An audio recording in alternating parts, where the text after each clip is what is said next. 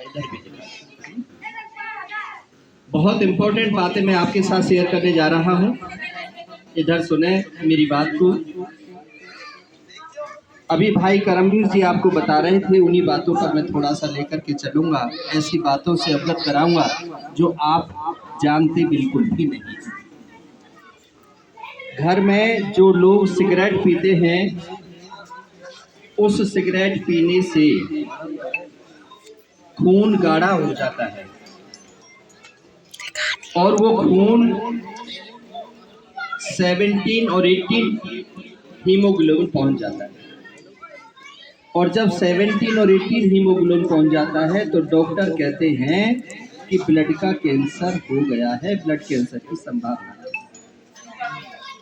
और जब वो ब्लड का थक्का जमता है तो उससे हार्ट अटैक होता है, उससे आंतों का अटैक होता है, उससे पेट का अटैक होता है, पेट में दर्द होता है, अल्सर बनता है, छाले बनते हैं।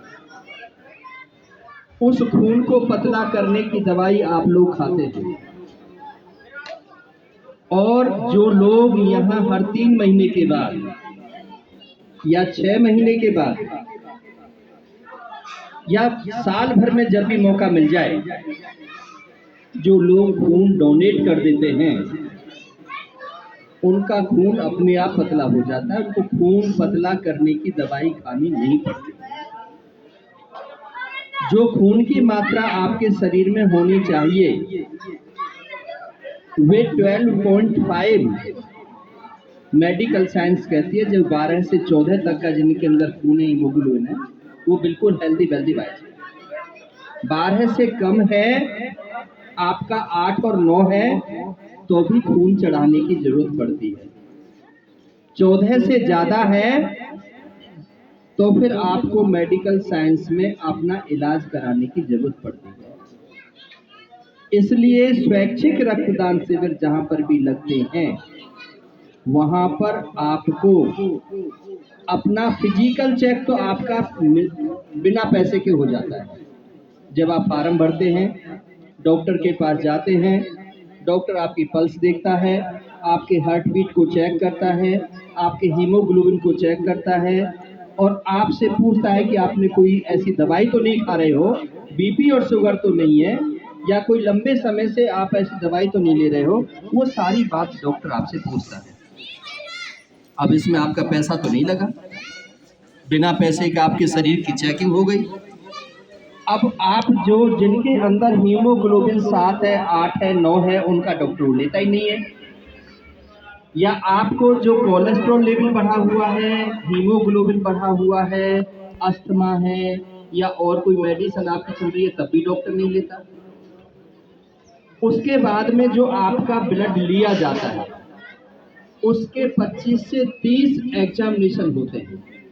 HbA2, सिफिलिस, HIV, वो टेस्ट जब होते हैं, उनमें जिस व्यक्ति का टेस्ट आ जाता है पॉजिटिव, उसको अलग से बुलाया जाता है, किसी को नहीं बताया जाता।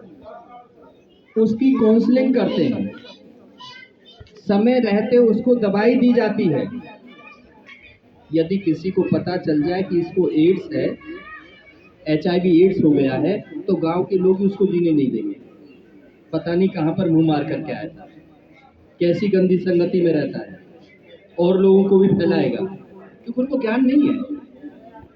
इसलिए समय रहते यदि आप ब्लड डोनेट करते हो और उसमें ये पता चल जाता है, तो इस भयंकर बीमारी से बचाव हो जाता है। दूसरा, बहुत सारी ऐसे चीज हैं कि हमें ब्लड डोनेट क्यों करना चाहिए। इसमें हमारा अपना फायदा है, कहीं आप सोच लो किसी और का फायदा है। मेरे स्वास्थ्य का जांच परीक्षण हो गया, मेरी बीमारी का मुझे पता चल गया, समय रहते हुए मैंने दवाई ले ली, मैं और मेरा परिवार सुखी हो गया। अब और क्या फायदा है।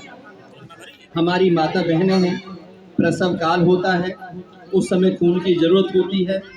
जिसके घर में गबरू जवान बच्चे नहीं हैं, 18, 20, 30 साल का कोई बच्चा नहीं है, वो खून के लिए कहाँ जाएंगे।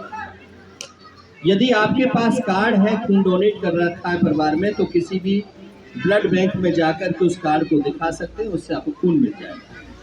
या रेड क्रॉस सोसाइटी ने कभी कैंप लगाया तो आप रेड क्रॉस सोसाइटी के अधिकारियों से कह सकते हैं हमें ज़रूरत है साहब 2 यूनिट 3 यूनिट खून हमें चाहिए, तो ये आपकी खून दिलवाने में मदद करेंगे, क्योंकि खून फैक्ट्री में नहीं बनता है। खून के लिए अब सड़क पर हम चल रहे हैं, कौन सा शराबी आ जाए, कौन सा कबाबी आ जाए, कौन सा पागल आ जाए, कौन सी गाय भैंस आ जाए, कब क्या किसकी गाड़ी टूट जाए, कब किसके हाथ पैर टूट जाए, कब कोई बड़ा नुकसान हो जाए, जहां पर 5, 7, 10 यूनिट खून की जरूरत पड़ जाए, कहां से लाओगे? हीमोफीलिया है, थैलीसीमिया है, आपने देखा होगा सुना होगा, कई बच्चे ऐसे हो जाते हैं जिनको हर सप्ताह हर 15 दिन के बाद खून चढ़ता है।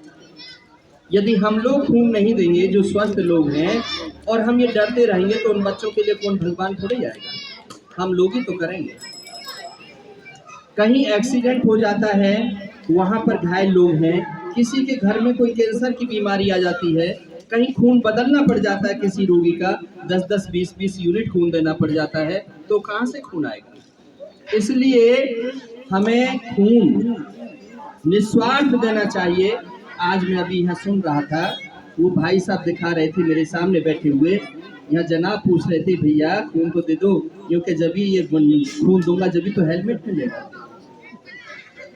मतलब हमारी कल्चर कैसी है कि हम लोग भी ऐसे हो गए कि हम खून जो दे रहे हैं वो हेलमेट के लिए दे रहे हैं। नहीं, ऐसी सोच नहीं होनी चाहिए।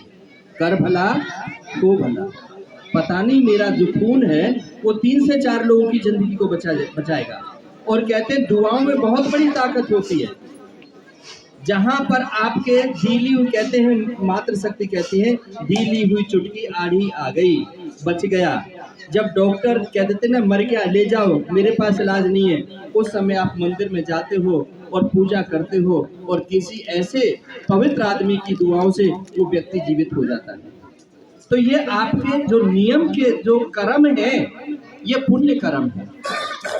इसमें यदि हम स्वस्थ हैं, चाहे बहन बेटी हैं या हम जेंट्स हैं, जहाँ पर भी हमें मौका मिलता है हमें निस्वार्थ भाव से खून दे देना चाहिए। पता नहीं किसके काम आएगा। वीर सैनिक हैं, सेना में भर्ती हो गए हैं, पाकिस्तान हिंदुस्तान की लड़ाई हो रही है, वहाँ जूझ रहे हैं, कत्ले आम हो रहे हैं, वहाँ खून की जरूरत है, कौन देगा? कहाँ से आएगा?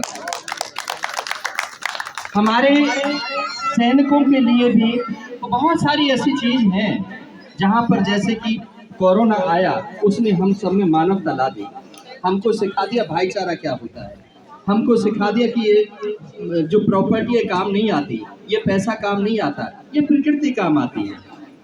तो इसलिए हमें ऐसी सोच रखनी चाहिए कि जिससे भी हमारा सबका भला हो सके, इस देश का भला जब भी हो सकता है जब हमारे दिमाग में ये रहेगा कि चाहे गरीब है चाहे अमीर है। अब कई बच्चे होते हैं हम दो हमारा दो, उसमें एक बच्चा है वो बीमार है, उसको खून कौन देगा? हम सब लोगों की सोच होनी चाहिए कि जहाँ पर भी यदि किसी का हॉस्पिटल में कोई पेरेंट्स है वो बीमार है और वहाँ से किसी को जरूरत पड़ती है तो 4 लोग पहुँच जाए, भैया प्लेटलेट्स डाउन हो गए हैं, चाहिए 1.5 लाख से 4.5 लाख प्लेटलेट्स आ गए हैं 30,000 पर 20,000 पर, यदि आप लोगों ने नहीं प्लेटलेट्स दिए तो मर जाएगा, उसका परिवार बर्बाद हो जाएगा। तो यदि इसमें आपको जागरूकता नहीं है, आपने डॉक्टर MP सिंह को सुना नहीं या समझा नहीं, तो आप वहाँ पर लेटेंगे नहीं। और आप वहाँ पर 1 घंटे लेट गए और आपने वहाँ पर प्लेटलेट्स ट्रांसफर कर दिए, किसी के पिता को बचा लिया, किसी के भाई को बचा लिया, किसी के पति को बचा लिया, तो मैं समझता हूँ कि उससे बड़ा जीवन में और कोई काम नहीं हो सकता।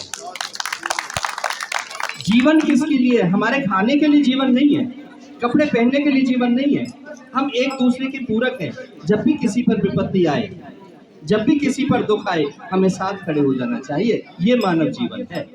मानव जीवन ये नहीं कि हम जो है बैंक भर लें या हम घर महल 10-20 महल बना लें, वो मानव जीवन नहीं है। मानव जीवन है यहाँ ना जाति है ना कोई धर्म है, इंसानियत है। इंसानियत के नाते से हमें दुख में खड़ा होना चाहिए, जब भी ज़रूरत हो किसी को खून देना चाहिए। पैसे देने में तो हो सकता है पत्नी रोक दे, पैसे देने में हो सकता है पति रोक दे, खून तो शरीर में बनता है और ये 24 घंटे में बन जाता है। इसके लिए कोई अलग से 5 किलो 10 किलो घी नहीं खाना पड़ता, इसके लिए कोई 10-20 किलो दूध नहीं पीना पड़ता। ये मशीन है, ये अपने आप बनाती है और इसके लिए 1 यूनिट का मतलब है 250 से 300 ml खून जाता है और उससे 3 से 4 लोगों की जिंदगी बचती है।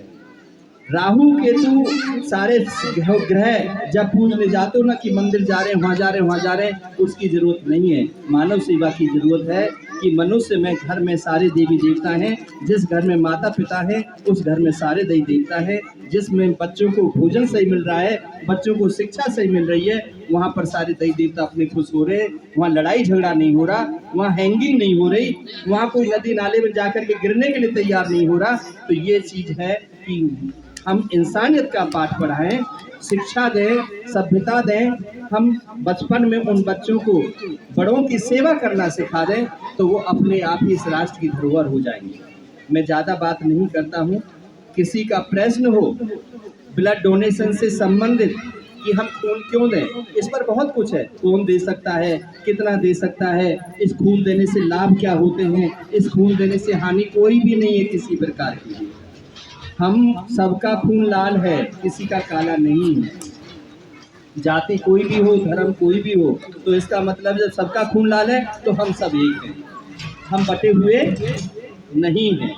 जब यदि किसी का काला होता, किसी का पीला होता, किसी का नीला होता तो हम समझ लेते कि शायद एक खून अलग है तो हम सब भी अलग हैं। परमात्मा के यहाँ से सब एक हैं और सबकी एक ही विचारधारा होनी चाहिए।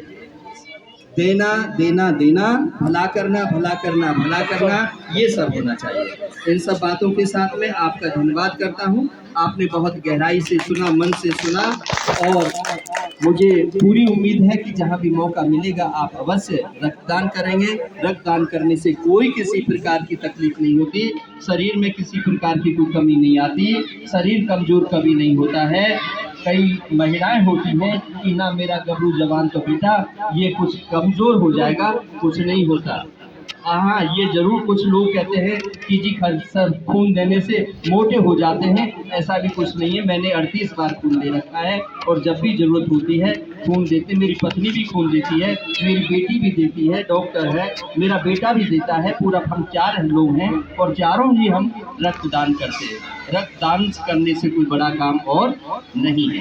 कन्यादान, गौदान, भूमिदान, अन्नदान, वस्त्रदान, ये सारे दान हैं, लेकिन इन सब से बढ़कर के जो दान है वो रक्तदान। तो आपका बहुत बहुत शुक्रिया, बहुत बहुत आभार।